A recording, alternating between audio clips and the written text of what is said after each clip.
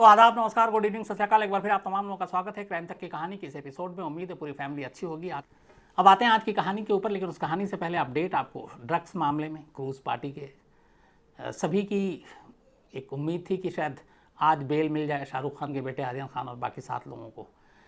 कल शाम से ही आपको अपडेट पता है कि कल जो NDPS कोर्ट है उसने जुडिशल कस्टडी में भेज दिया था, लेकिन फिर रात हो गई और ये भी हुआ कि अब जेल के अंदर जेल मैनुअल के हिसाब से अगर आपके पास कोरोना का RT-PCR टेस्ट नहीं है तो जेल वाले कैदियों को लेते नहीं हैं, तो वो भी नहीं हुआ था। और 7 बजे के आसपास तो फैसला ही आया। तो फिर ये हुआ कि जो NCB की ऑफिस है जहाँ पे 4 दिन से ये लोग थे वहीं पे रखा जाए। रात बीती, सुबह कल उन्होंने बेल एप्लीकेशन मूव कर दिया था। आज 11 बजे सुनवाई होनी थी, लेकिन फिर 12:30 हो गई। 12:30 बजे शुरू हुई, फिर लंच के बाद मामला खिंच गया। फिर देर शाम असल में आज जो बहस हुई, जो ज़मानत खारिज हुई है, टेक्निकली वो ये है कि जिस कोर्ट में ये पूरे मामले की सुनवाई हो रही थी, जो लगातार रिमांड दे रहा था जो कोर्ट, उस कोर्ट में अब रेगुलर बेल की सुनवाई होनी थी कि नहीं होनी थी। तो इनको कायदे से अब सेशन कोर्ट जाना था। तो आज यहाँ पे हुआ, तो इसीलिए कोर्ट ने आज रिजेक्ट कर दिया कि हम तो नहीं देंगे, आपको सेशन कोर्ट जाना पड़ेगा। तो अब सेशन कोर्ट मूव करेंगे ये लोग। कल सैटरडे है। अब अगर कल मूव करते हैं तो कल क्या सुनवाई होगी, क्योंकि सैटरडे आमतौर पर कोर्ट की छुट्टी भी होती है और अर्जेंट मैटर की सुनवाई होती है। अब ये अर्जेंट मैटर इतना है कि नहीं है, ये कोर्ट खुद इसका संज्ञान लेगा। तो मुझे लगता है कि अगर कल नहीं हुई तो परसों तो संडे छुट्टी है, फिर 11 तारीख को मंडे है, तो मंडे को सुनवाई होगी। और दूसरी तरफ मंडे 11 को महाराष्ट्र में बंद भी है। जो लखीमपुर खीरी में किसानों के साथ जो कुछ हुआ, किसानों की जो जाने गई, जिन्हें जिस तरीके से उन्हें रौंद कर मारा गया, उसके विरोध में।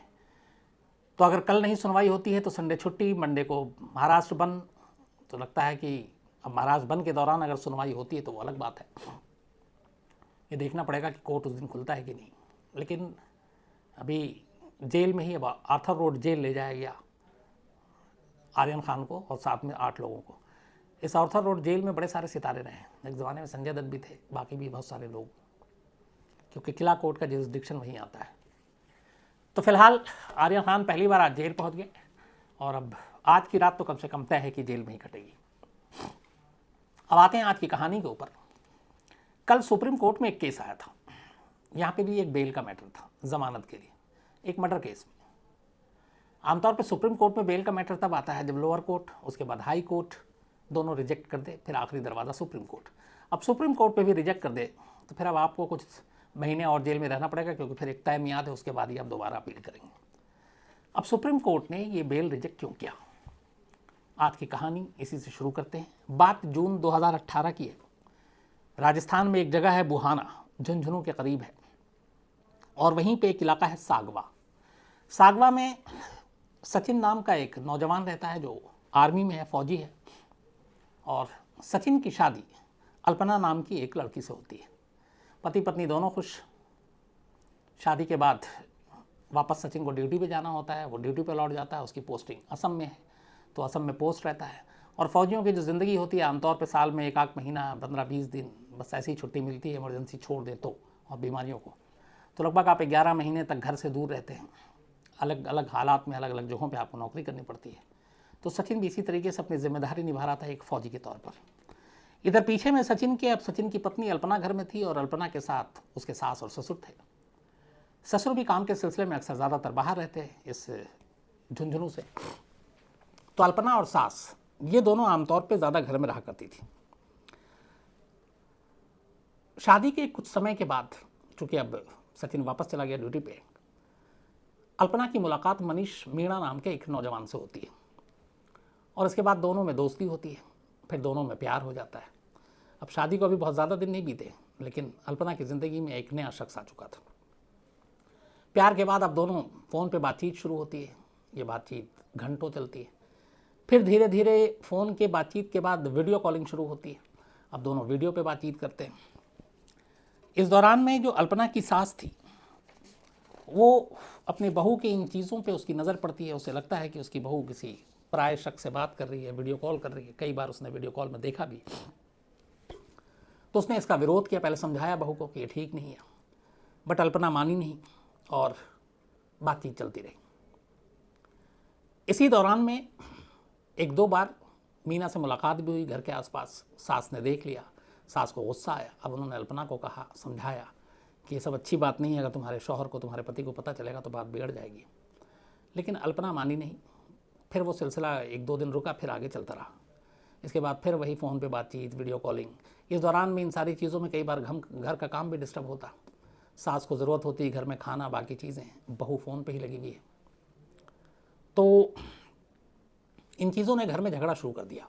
लेकिन अभी तक ये बात सचिन को मालूम नहीं थी, क्योंकि वो असम में पोस्टेड था, वो अपनी ड्यूटी निभा रहा था। और इसी दौरान एक रोज़ फिर वीडियो कॉल करते हुए सास ने देख लिया। उस दिन सास बहू में झगड़ा हुआ और सास ने कहा कि मैंने तुम्हें बहुत समझाने की कोशिश की, बट तुम मान नहीं रही हो, इसलिए अब मेरे पास और कोई रास्ता नहीं है। मैं ये सारी बात सचिन को बता दूंगी कि तुम्हारा एक मनीष नाम के शख्स के साथ रिश्ता है, तुम उससे घंटों बात करती हो, वीडियो कॉल करती हो, मोबाइल पे कॉल करती हो, मिलती जुलती हो, और ये सारी बात सचिन को बता दूंगी। इत्तेफाक से सचिन को कुछ वक्त के बाद घर आना था। अब अल्पना डर गई। उसे लगा कि अगर उसका पति आ गया और सास ने सब कुछ बता दिया तो फिर मामला बिगड़ जाएगा। उसने ये बात अपने प्रेमी मीणा को बताई। उसने कहा ऐसी ऐसी बात है, सास को पता चल गया और वो मेरे पति को सब कुछ बता देगी तो कुछ भी हो सकता है। अब दोनों घबरा गए। उन्होंने कहा क्या करें। अल्पना ने कहा कि क्यों ना सास को रास्ते से हटा दें, क्योंकि घर में और तो कोई है नहीं, ससुर ज़्यादातर बाहर रहते हैं, तो अगर सास मर जाए तो फिर कोई देखने वाला है नहीं, पति तो ड्यूटी पर रहेगा, और फिर हम आराम से बात कर सकते हैं, आराम से मिल सकते हैं, कोई टोकने रोकने वाला नहीं होगा। दोनों इस बात पर राज़ी हो जाते हैं। अब प्लानिंग ये होती है कि सास को मारे कैसे। तमाम तरीके सोचते हैं। चूँकि फ़ौजी की बीवी थी, उसे मालूम था बहुत सारी चीज़ें। वो कहती है कि इस तरीके से सास को मारना है, रास्ते से हटाना है कि किसी को शक भी ना हो, और ये भी लगे कि एक नेचुरल डेथ है, प्राकृतिक मौत है, कत्ल नहीं है। काफ़ी तरह की चीज़ें सोची उन्होंने। चूँकि फिल्में सीरियल भी देखती रहती थी, तो तमाम आइडियाज़ कि कैसे क्या किया जाए। लेकिन हर बार उसे लगा कि नहीं, ये सारी चीज़ें पहले भी हो चुकी है और इसमें पकड़े जाने का खतरा है। तो अब क्या करें। फिर उन्हें एक आइडिया आया। उन्होंने कहा कि अगर इसको नेचुरल मौत दिखानी है तो क्यों ना ऐसा करें कि सास की मौत को हम दिखाएं कि सांप के डसने से और सांप के जहर से मौत हुई है। कोई शक भी नहीं करेगा और ये एक हादसा लगेगा। अच्छा, उस इलाके में सांप वाप पाए भी जाते हैं। दोनों इस बात के लिए तैयार हो गए कि हाँ ये ठीक है, इसी तरीके से करते हैं। इसके बाद अब जो मनीष था उसने एक जहरीले सांप को ढूंढने का काम शुरू किया। इसी दौरान में एक सपेरा उसके संपर्क में आया। उसने सपेरे से बात की। उसने कहा कि हमें एक जहरीला सांप चाहिए जिसका डसा इंसान बच ना सके। उसने कहा ठीक है। दोनों में डील हो गई। उसके बाद तय हुआ कि एक मौका देखकर ये काम किया जाए, और ये मौका तब होगा जब अल्पना का जो ससुर है वो घर पे ना हो, क्योंकि अक्सर वो बाहर रहता था। इत्तेफाक से 2 जून 2018 की रात उन्हें यह मौका मिल गया। 2 जून की सुबह अल्पना का ससुर घर छोड़कर अपने काम के सिलसिले में बाहर चला गया और अगले वो 1-2 दिन तक लौटना नहीं था। अब घर पे सिर्फ सास और बहू थी। अल्पना ने मनीष से बात की। सपेरे ने सांप एक बैग में मनीष को सौंप दिया। मनीष वो सांप लेकर चुपचाप से शाम को जब अंधेरा होता है घर पहुंचता है। अल्पना को वो बैग देता है, बोलता है कि खोलना मत। वो बैग ले जाकर घर के एक कोने में रख देती है। बैग बंद था, उसके अंदर सांप। इसके बाद जैसी ही रात होती है, मनीष उसको एक बेहोशी की दवा भी देता है। वो अपनी सास को केले के जूस में उस दवा को डालकर पिला देती ताकि वो बेहोश हो जाए। सास जूस पीने के बाद बेहोश हो जाती है। जैसी वो बेहोश होती है, अल्पना अपने प्रेमी को घर में बुलाती है। वो आता है, देखता बेहोश है। अब लेकिन एक ये था कि सांप ले तो आए आप, लेकिन सांप को आप ये ब्रीफ तो नहीं कर सकते कि आपको किसको काटना है, कब काटना है, कहाँ काटना है। सांप है, अपने हिसाब से काम करेगा। तो नहीं, ये डर था कि अपने बेहोश भी कर दिया, सब कुछ कर दिया, अब उस सांप को उसके कमरे में भी छोड़ देंगे, लेकिन अगर सांप बिना काटे भाग गया तो पूरा प्लान फेल हो जाएगा। अब एंड टाइम पे दोनों ये बात कर रहे हैं कि अगर सांप ने नहीं काटा, सांप भाग गया या सांप के डसने के बावजूद बच गई तो क्या होगा। फिर इन्हें लगा कि देखो सास तो बेहोश है, तो पहले गला घोट देते हैं, बाद में सांप देख लेंगे, काट लिया तो ठीक है। तो तय यही होता है। इसके बाद बहू और उसका प्रेमी दोनों मिलकर अपनी बेहोश सास का मुंह और नाक तकिया से दबा देते हैं। दम घुट जाता है, उसकी मौत हो जाती है। जब उन्हें यकीन हो जाता है कि अब नब्ज़ नहीं चल रही है, मर चुकी है वो, तो दोनों वो बैग जिसमें सांप था जहरीला अपनी सास के कमरे में लाकर रखते हैं और बैग को खोल के दरवाज़ा बंद कर देते हैं। उसके बाद दोनों चले जाते हैं। अब प्रेमी घर से निकल जाता है, अल्पना अपने दूसरे कमरे में। रात बीत जाती है, सुबह होती है। सुबह अचानक अल्पना की चीख अड़ोसियों पड़ोसियों को सुनाई देती है। अल्पना अब चीखते हुए आती है, कहती है मेरी सास को पता नहीं क्या हो गया है और घर के अंदर मैंने अभी सांप देखा। अब सारे लोग भाग कर आए, देखा। इसी दौरान किसी ने सपेरे को भी बुला लिया। सपेरा आया, सपेरे ने अपने बीन पर घर के अंदर से उस सांप को ढूंढ भी निकाला, उसको पकड़ लिया। अब पड़ोसियों सबकी मौजूदगी में सांप बरामद हो गया। इधर सास बेहोश लगभग पड़ी है, बाद में उसे अस्पताल लेकर गए तमाम पड़ोसी की मदद से। डॉक्टरों ने उन्हें मुर्दा करार दिया। अब चूंकि सांप पड़ोसियों के सामने पकड़ा गया, सपेरा आया, ये सब सबूत थे, तो ये हुआ कि शायद सास को सांप ने डस लिया और उनकी मौत हो गई। एक हादसा है। बाद में घर वालों को, रिश्तेदारों को खबर दी गई, सारे लोग आए। बेटा आया असम से, फौजी, ससुर पहुंचे, अंतिम संस्कार कर दिया गया। लेकिन उससे पहले पोस्टमार्टम हुआ, क्योंकि सांप ने काटा था तो ये एक एक्सीडेंटल डेथ था। पोस्टमार्टम के बाद अब झुंझुनू जैसे इलाके में ये था कि बहुत सारे लोगों ने गवाही भी दी थी, पुलिस भी पहुंच गई थी कि सांप का काटा हुआ केस है, सांप का काटा हुआ केस है। तो बड़ा आमतौर पर अगर आप बड़े शहरों से हटें, छोटे छोटे जगहों पे जाएं तो बड़ी नॉर्मल चीज़ें हो जाती हैं। तो पुलिस और ये सारे लोग भी इसको बहुत सीरियसली इन्वेस्टिगेट नहीं करते। यहाँ पे भी पुलिस ने यही किया। उसने कहा कि सबके सामने सांप पकड़ा, सपेरे का भी बयान दर्ज कर लिया, पड़ोसियों का भी बयान दर्ज कर लिया। पोस्टमार्टम रिपोर्ट आई, पुलिस ने कुछ ध्यान ही नहीं दिया। 7 महीने बीत गए। 7 महीने के बाद अब इधर पति लौट चुका है ड्यूटी पर। अल्पना फिर से अपने प्रेमी से मिलना शुरू कर देती है। अब तो रोकने टोकने वाला भी कोई नहीं था। पड़ोसियों को भी ये बात पता थी कि इसका एक प्रेमी आता जाता है। ससुर तक भी बात पहुंची। फिर ससुर के ज़रिए अब बात पति तक पहुंची और कहा कि ये इसके बहू जो है इस तरीके से कर रही है और हमें तो डाउट है कि शायद सास को भी इसने इसी तरीके से कुछ जहर वहर ना दे दिया हो। अब ये बात दिमाग में घुस गई तो ये हुआ कि चलो उस पोस्टमार्टम रिपोर्ट को ही देखा जाए।